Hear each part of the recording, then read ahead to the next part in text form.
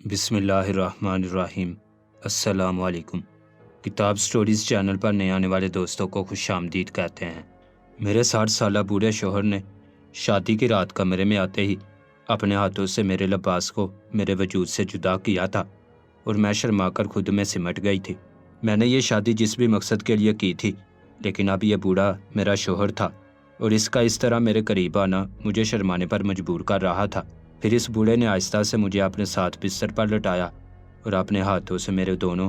اس رات مجھے پتہ چلا کہ کیوں شادی کی رات ہی لڑکیاں موت کا شکار ہو رہی ہوتی ہیں۔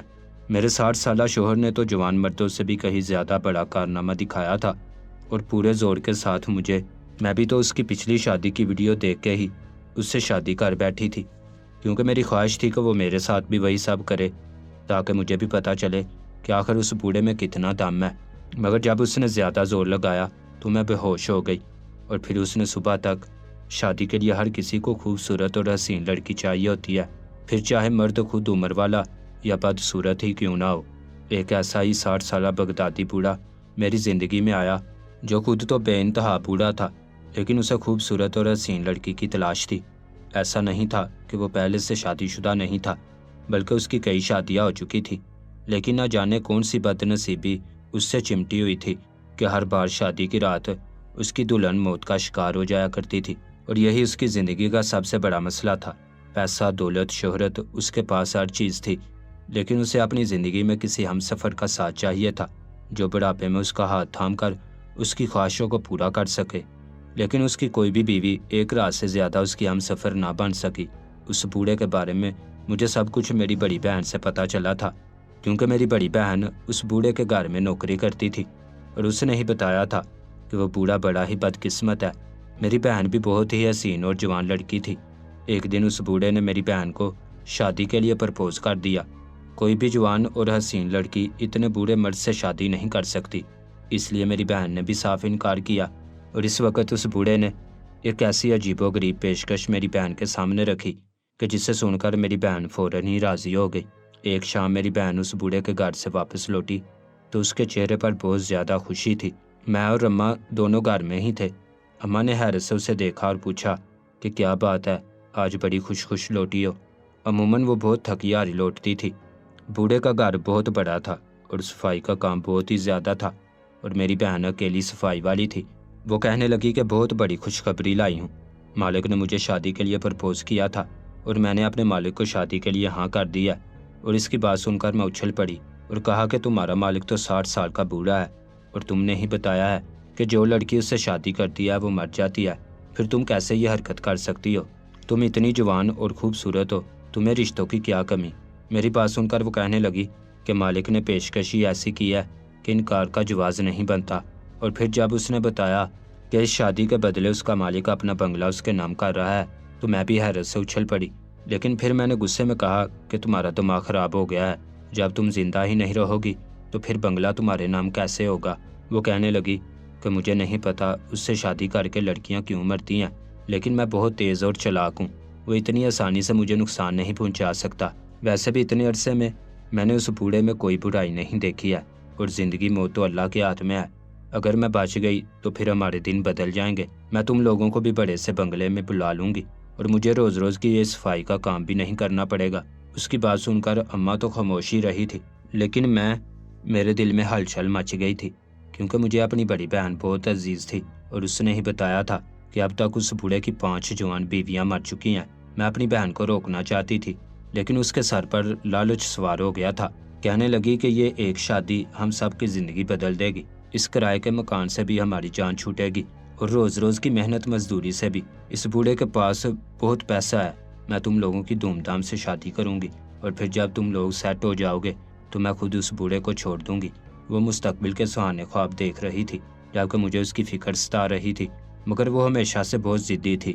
اس بوڑھے کے گھر نوکری بھی اس نے اپنی ضد سے کی تھی، اور اب شادی کا فیصلہ کر کے اس بار بھی پوری ضد سے قائم تھی۔ دراصل میں نے بہت مشکل زندگی دیکھی تھی۔ ابا کے جانے کے بعد کرائے کے مکانوں میں دھکے کھانا اور نوکریوں کے لیے پریشان ہونا۔ وہ بڑی تھی، اس لیے سب سے زیادہ محنت بھی اسی نے کی تھی، اور اب جب اسے ایک شارٹ کٹ مل رہا تھا تو وہ اسے آزما کر دیکھنا چاہتی تھی، اور پھر اس نے میرے اور اماں کے سامنے ہی اس بوڑھے سے نکاح کر لیا۔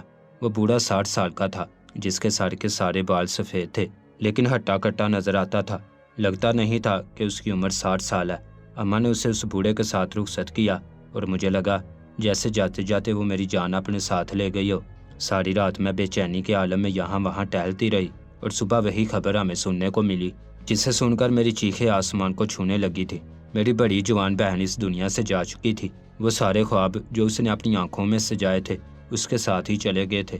ہم دونوں ماں بیٹی میں تو اتنی ہمت بھی نہیں تھی کہ اس کی تدفین کا انتظام کرتے یا جنازے کے معاملات دیکھتے۔ وہ بوڑھا ہی اپنے کچھ جاننے والوں کو لایا تھا اور روتے دھوتے ہماری بہن کا جنازہ اٹھا لیا تھا۔ جب وہ تدفین کے بعد واپس لوٹا تو میں نے اس کا گریبان پکڑ لیا اور اس سے کہا کہ تم نے ہم پر ایسا ظلم کیوں کیا؟ میری بہن کے ساتھ تم نے کیا کیا ہے؟ بوڑھا پھوٹ پھوٹ کر رونے لگا اور کہنے لگا، میں بڑا ہی بد نصیب ہوں۔ عمر کے اس حصے میں مجھے کسی ساتھی کا ساتھ ہی نہیں ملتا۔ میں نے تو بہت مخلصی کے ساتھ اور سچے دل سے تمہاری بہن سے شادی کی تھی، لیکن نہ جانے کیوں وہ بھی مجھے چھوڑ کر چلی گئی۔ ڈاکٹروں نے یہی کہا کہ اسے ہارٹ اٹیک ہوا ہے۔ اماں روتے ہوئے کہنے لگی کہ ہماری بچی اکلوتی کمانے والی تھی، وہی ہمارا گھر چلاتی تھی، اب ہمارا کیا ہوگا؟ یہ بات اس بوڑھے کو بھی پتا تھی۔ اس نے ایک نظر مجھ پر ڈالی اور کہنے لگا، بنگلے کی صفائی کے کام کے لیے اپنی چھوٹی بیٹی کو بھیج دینا، میں لینا کی جگہ اسے دے دوں گا۔ لینا کی زندگی شاید اتنی ہی تھی، لیکن میں آپ لوگوں کو تنہا نہیں چھوڑوں گا۔ اس کی بات سن کر اماں راضی ہو گئی تھی، کیونکہ کچھ نہ کچھ کر کے گھر تو چلانا تھا، اور پھر اپنی بہن کی جگہ میں نے اس کے بنگلے میں نوکری کر لی تھی۔ میری بہن ٹھیک کہتی تھی، واقعی بنگلے میں کام بہت زیادہ تھا، لیکن مالک بہت اچھے تھے۔ ان کی ذات سے کسی ملازم کو کوئی تکلیف نہیں تھی، نہ ہی ان کی کوئی حرکتیں خراب تھیں اور نہ ہی عادتیں۔ مالک اپنے کام سے کام رکھتے تھے، میں جیسی چاہتی ویسی صفائی کرتی۔ مالک نے کبھی کسی معاملے میں کچھ نہ کہا، لیکن پھر بھی مالک کی اتنی ساری بیویوں کا جوان عمری میں ہی شادی کی رات میں انتقال کر جانا اپنے آپ میں ایک معمہ تھا، اور میں نے سوچا تھا کہ میں ایک نہ ایک دن اس معمے کو حل کر کے رہوں گی، اور یہاں نوکری کرنے کے پیچھے بھی میرا یہی مقصد تھا۔ صفائی کے بہانے میں مالک کے گھر اور کمرے کی تلاشی لینے لگی تھی، کبھی کسی الماری کو کھولتی تو کبھی کسی دراز کو، پتہ نہیں کیوں، لیکن مجھے لگتا تھا کہ میری بہن کی اتنی اچانک موت کے پیچھے میرے مالک کا ہی ہاتھ ہے، مگر نہ ہی میرے پاس کوئی ٹھوس ثبوت تھا اور نہ ہی مجھے کوئی اندازہ تھا کہ میری بہن کو مار کر مالک کیا حاصل کر سکتا ہے۔ ہم تو غریب لوگ تھے، ہمارے پاس تو ایسا کچھ نہیں تھا کہ میری بہن کے مرنے سے مالک کو کوئی فائدہ ہوتا، تو پھر اسے مار کر مالک کیا حاصل کر لیتا۔ ایک دن میں صفائی کرتے کرتے اسٹور روم میں پہنچی تو میرا مالک پہلے سے ہی وہاں کھڑا تھا۔ اسے دیکھ کر میں دروازے پر ہی رک گئی۔ مجھے دیکھ کر وہ مسکرایا اور کہنے لگا، آ جاؤ، تم صفائی کے لیے آئی ہو؟ میں نے ہاں میں سر ہلایا تو اس نے مجھے اندر آنے کا اشارہ کر دیا۔ میں اندر داخل ہوئی اور یہ دیکھ کر حیران رہ گئی کہ مالک کے ہاتھ میں ایک البم تھا اور مالک اس میں لگی تصاویر کو دیکھ رہا تھا اور اس کی آنکھوں میں آنسو بھرے ہوئے تھے، جبکہ چہرے پر دھیمی سی مسکراہٹ تھی، جیسے وہ اپنے ماضی کو یاد کر رہا ہو۔ پھر مالک نے وہ البم میرے آگے کر دیا اور کہنے لگا، دیکھو میری بدقسمتی کی علامت، یہ سب وہ لڑکیاں ہیں جن سے میں نے محبت سے شادی کی تھی، جنہیں میں اپنی زندگی میں شامل کرنا چاہتا تھا، لیکن یہ سب مجھے چھوڑ کر چلی گئیں۔ مالک کے کہنے پر میں نے وہ البم اپنے ہاتھ میں پکڑا اور اس کے صفحے پلٹنے لگی، اور یہ دیکھ کر مجھے واقعی حیرت کا جھٹکا لگا کہ مالک کی بیویاں 20 سے 25 سال کی عمر کی درمیانی کی لڑکیاں تھیں، جو بہت ہی خوبصورت اور حسین تھیں، لیکن وہ سب کی سب مر چکی تھیں۔ سب سے آخری تصویر میری اپنی بہن کی تھی، جو ہنسی مسکراتی تصویر میں بہت ہی خوش نظر آ رہی تھی۔ یہ تصویر شاید اس کی شادی سے ہفتہ بھر پہلے کی تھی، کیونکہ جو لباس اس نے پہن رکھا تھا وہ لباس میرا تھا، جو اس نے کافی دنوں پہلے پہنا تھا۔ مالک کے پاس اس لباس میں اس کی تصویر کہاں سے آئی تھی؟ میں نے حیرت سے مالک کی طرف دیکھا۔ میں پوچھنا چاہتی تھی کہ انہوں نے میری بہن کی یہ تصویر کب لی تھی، کیونکہ اس تصویر کا انداز بتا رہا تھا کہ وہ بنا بتائے کھینچی گئی تصویر ہے۔ شاید مالک نے میری بہن کو پرپوز کرنے سے پہلے ہی یہ تصویر کھینچ رکھی تھی، مگر میں چاہ کر بھی مالک سے کوئی سوال نہ کر پائی۔ مالک خود روتے ہوئے کہنے لگے کہ نہ جانے کس کی بری نظر میری زندگی کو کھا گئی ہے۔ مجھے تو لگتا ہے کہ کسی نے مجھ پر جادو کروا دیا ہے۔ میں جس سے محبت کرتا ہوں وہ مجھے چھوڑ کر چلی جاتی ہے۔ مالک کو اس طرح بچوں کی طرح روتا دیکھ کر مجھے بھی بہت افسوس ہوا۔ میری بھی بہن چلی گئی تھی، لیکن مجھے لگ رہا تھا کہ اس سب میں مالک کا کوئی قصور نہیں ہے۔ مالک تو ساری بیویوں کو ہی یاد کر رہا تھا۔ کچھ دیر بعد مالک کا البم الماری میں رکھ کے چلا گیا اور میں نے اپنی صفائی کا کام مکمل کیا۔ اس بات کو ہفتہ ہی گزرا تھا کہ ایک شام مالک ایک خوبصورت اور جوان لڑکی کو لے کر بنگلے میں داخل ہوا وہ بھی کوئی 20-22 سال کی لڑکی تھی۔ مالک نے اس کے لیے کھانا لگوایا اور خود بھی اس کے ساتھ بیٹھ گیا۔ ان دونوں کے درمیان کچھ بات چیت ہو رہی تھی جو میں سننا چاہتی تھی، اس لیے میں وہی کونے میں چھپ کر کھڑی ہو گئی۔ مالک اس لڑکی سے کہہ رہا تھا کہ میں شادی پر یہ بنگلہ تمہارے نام کر دوں گا، تمہیں ہر وہ خوشی اور سہولت دوں گا جس کی تم حقدار ہو۔ پھر مالک اس سے روتے ہوئے کہنے لگا کہ میں بیویوں کے معاملے میں بڑا بدقسمت ہوں، تمہیں بھی اپنی زندگی میں شامل کرتے ہوئے مجھے ڈر لگ رہا ہے کہ کہیں تمہیں بھی کھو نہ دوں، لیکن میں کیا کروں، میں مزید تنہا نہیں رہنا چاہتا۔ اس لڑکی نے مالک کے ہاتھ پر ہاتھ رکھا اور کہنے لگی کہ آپ پریشان نہ ہو، مجھے کوئی بیماری نہیں ہے، میں ہٹی کٹی ہوں۔ ہو سکتا ہے کہ جن لڑکیوں سے آپ نے پہلے شادی کی ہے ان کے ساتھ کوئی مسئلہ ہو، لیکن میں آپ کے ساتھ ایک اچھی زندگی گزار سکتی ہوں۔ مالک خوش ہوا اور اس لڑکی کے ہاتھوں کو چومتے ہوئے کہنے لگا کہ میں کل ہی کاغذات تیار کرواتا ہوں، پھر یہ بنگلہ تمہارے نام ہو جائے گا۔ یہ سن کر وہ خوش ہوئی، لیکن میرے دل میں ایک عجیب سی گھبراہٹ پیدا ہو گئی۔ مالک نے میری بہن سے بھی یہی سب باتیں کی تھیں، لیکن پھر میری بہن بھی بڑی خاموشی سے اس دنیا سے چلی گئی تھی، اور اب یہ لڑکی شاید یہ بھی موت کے گھاٹ اترنے والی تھی۔ لیکن کیسے؟ شادی کی رات کیا ہونا تھا جو یہ لڑکی اس دنیا سے چلی جاتی؟ اس کا پتہ لگانے کے لیے میرے پاس ایک ہی طریقہ تھا۔ مالک کو 2 دن بعد اس سے شادی کرنی تھی، اور میں نے اس سے پہلے ہی موقع دے کر مالک کے بیڈ روم میں ایک کیمرہ نصب کر دیا تھا۔ میں جاننا چاہتی تھی کہ شادی کی رات ان دونوں کے درمیان کیا ہوگا۔ پھر مالک اس لڑکی کو رخصت کروا کر لے آیا، اور میں ساری رات بے چینی کے عالم میں رہی۔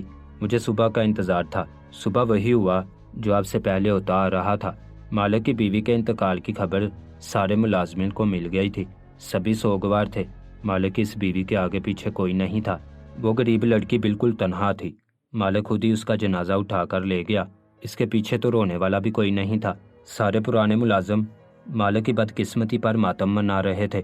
بوڑھا چوکیدار کہنے لگا کہ پتہ نہیں مالک کی زندگی میں کیسا گرہن لگا ہوا ہے، ورنہ ہمارا مالک تو بڑا اچھا اور نیک انسان ہے، اس نے تو کبھی کسی سے اونچی آواز میں بات تک نہیں کی۔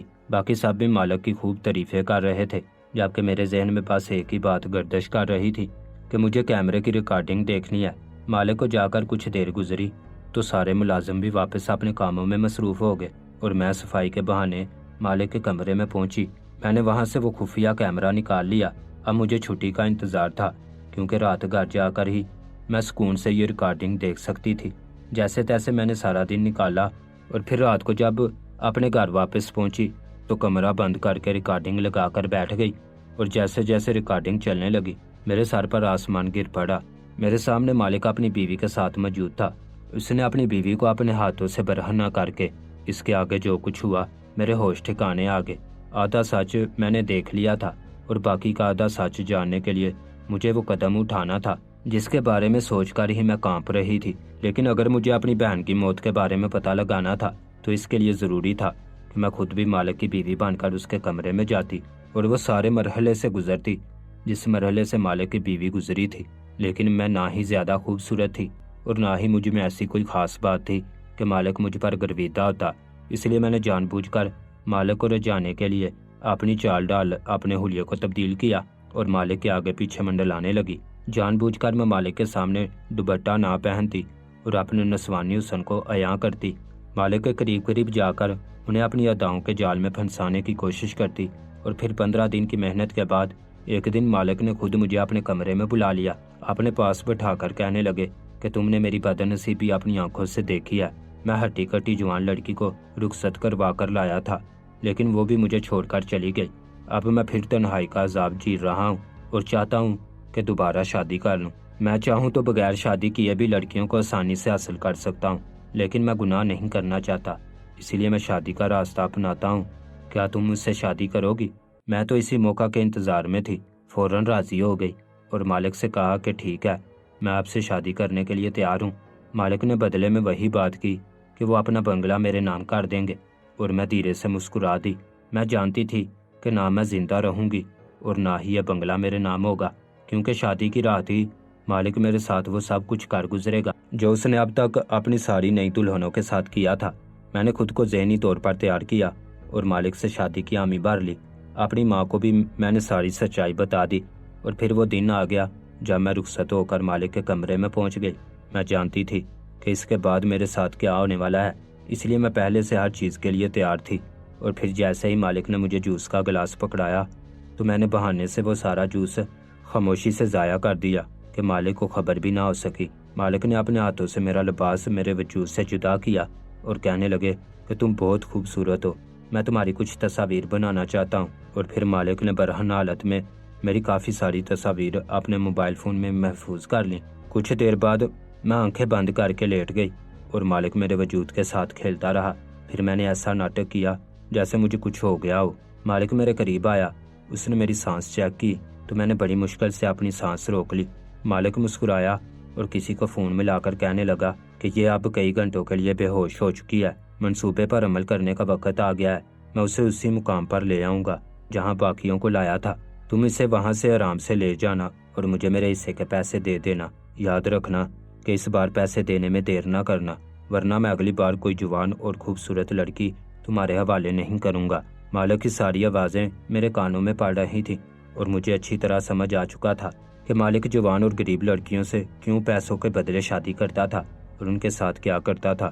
میں خاموشی سے بالکل اسی طرح پڑی رہی جیسے مکمل طور پر بے ہوش ہوں۔ صبح کے وقت مالک نے نوکروں کو اطلاع دی کہ میں مر چکی ہوں اور میری ماں کو بھی بلوا لیا۔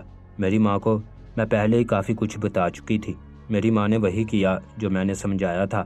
وہ بیٹھ کر میرے پاس رونے لگی اور پھر اس نے خاموشی سے ایک چھوٹا سا فون میرے حوالے کر دیا۔ کسی کو بھی کانوں کان اس بات کی خبر نہ ہو سکی۔ مالک نے میری تدفین کے بہانے اپنے 2-4 دوستوں کے ساتھ مل کر میرا جنازہ اٹھایا اور پھر مجھے گاڑی میں ڈال کر شہر سے باہر ایک جگہ لے گیا اور وہاں لے جا کر اس نے مجھے ایک آدمی کے حوالے کر دیا۔ میں ابھی بھی بے ہوشی کا ڈرامہ کر رہی تھی۔ مالک اس آدمی سے کہنے لگا کہ یہ تقریباً 2-3 گھنٹے بعد ہوش میں آئے گی، پھر تم آگے اس کا سودا کر کے اسے بیچ دینا۔ یاد رکھنا کہ یہ اس شہر میں نہ رہنے پائے، اسے دوسرے شہر نکالنا ہے، کسی کو پتہ نہ چلے کہ یہ زندہ ہے، ورنہ ہمارے لیے مشکل ہو جائے گی۔ اسے بھی وہیں بیچ دو جہاں باقی کی ساری لڑکیاں جا چکی ہیں۔ اس آدمی نے مجھے ایک ایمبولینس والی گاڑی میں لٹایا اور پھر گاڑی رواں دواں ہو گئی۔ گاڑی میں ایک اکیلا ہی آدمی تھا کیونکہ اس کی نظر میں بے ہوش پڑی تھی۔ میں یہاں آنے سے پہلے ایک پولیس آفیسر کو سب کچھ بتا کر آئی تھی۔ میں نے چپکے سے اسے میسج چھوڑ دیا۔ اسی فون کے ذریعے میری لوکیشن بھی ٹریس ہو رہی تھی۔ پھر وہ آدمی مجھے ایک ایسی جگہ لے گیا جہاں لڑکیوں کی خرید و فروخت کا کاروبار ہوتا تھا۔ وہاں لے جا کر اس نے میرے منہ پر پانی مارا تو میں نے ہوش میں آنے کا ناٹک کیا۔ پھر اس نے مجھے زبردستی ایک جگہ قید کر دیا اور کہنے لگا کہ اب تمہاری بولی لگے گی۔ میرا دل بہت زیادہ گھبرا رہا تھا اور اپنی بہن کی فکر بھی ستا رہی تھی کیونکہ میں جان گئی تھی کہ میری بہن زندہ ہے، وہ بھی کسی نہ کسی درندے کا شکار ہو چکی ہے۔ کچھ ہی دیر گزری تھی کہ پولیس میری لوکیشن ٹریس کر کے مجھ تک پہنچ گئی تھی۔ ایک بڑا کریک ڈاؤن کیا گیا تھا اور بہت سے لوگوں کو گرفتار کر لیا گیا تھا۔ اس جگہ پر میرے جیسی اور بھی جوان لڑکیاں تھیں جنہیں آزاد کروایا گیا تھا اور پھر پوچھ تاچھ کے ذریعے وہ لوگ میری بہن تک بھی پہنچ گئے تھے۔ میری بہن بھی ایک ایسے ہی گروہ کے ہاتھوں فروخت کی گئی جو لڑکیوں سے جسم فروشی جیسا گھنونا کام کراتا تھا۔ میری بہن کی حالت بہت خراب تھی کیونکہ وہ پچھلے 2 مہینے سے اس جگہ پر تھی۔ پولیس والوں کی مدد سے میں نے اسے ہاسپٹل میں داخل کروا دیا تھا۔ اس کی ذہنی حالت بھی کافی خراب تھی۔ کچھ دنوں کے علاج کے بعد وہ صحت یاب ہوئی تھی تو میں اسے لے کر واپس گھر لوٹی تھی۔ تب تک پولیس نے میرے مالک کو بھی گرفتار کر لیا تھا اور مجھے پولیس والوں نے ایک بڑے انعام سے بھی نوازا تھا کیونکہ بہت عرصے سے وہ اس گینگ کی تلاش میں تھی۔ لیکن یہ گینگ کس طرح کا کام کر رہا تھا کسی کو علم نہیں تھا کیونکہ یہ کام بڑی ہی خاموشی سے اور رازداری سے کیا جا رہا تھا۔ میرا مالک ایک خراب قسم کا آدمی تھا جس نے اپنی معاشرے میں اچھی ساکھ بنائی ہوئی تھی۔ وہ غریب اور بے سہارا لڑکیوں سے پیسوں کے بدلے شادی کرتا اور انہیں مستقبل کے سہانے سپنے دکھاتا اور پھر شادی کی رات ہی انہیں فروخت کر ڈالتا۔ جب میں نے ویڈیو میں اس بوڑھے کو شربت میں کوئی دوا ملاتے دیکھا تھا اسی وقت میں جان گئی تھی کہ سارا کھیل یہیں سے شروع ہونا ہے۔ اس لیے میں نے اس رات وہ شربت نہیں پیا تھا اور اپنے آپ کو بچا لیا تھا۔ میری وجہ سے بہت سی معصوم اور مظلوم لڑکیاں بھی اس کے جال سے بچ گئی تھی اور اس گندی جگہ سے نکل آئی تھی۔ آج میری بہن اور میری اماں ایک ساتھ ہیں، لیکن میری بہن نے اپنے خوابوں اور خواہشوں کی ایک بڑی قیمت چکائی ہے۔ وہ تو ہم سب کو ایک اچھی زندگی دینا چاہتی تھی لیکن اپنی عزت ہی گما بیٹھی۔ لیکن خدا کا شکر ہے کہ آج وہ ہمارے ساتھ ہے۔ ہمارے ارد گرد ایسے بہت سے لوگ ہوتے ہیں جو ہماری غریبی اور تنگ دستی کا فائدہ اٹھاتے ہیں، ہماری مجبوریوں سے کھیل کر ہماری زندگی برباد کرتے ہیں اور ہمیں اس بات کی سمجھ آتے بہت دیر ہو جاتی ہے۔ اس لیے ہمیں ایسے لوگوں سے بہت احتیاط برتنی چاہیے۔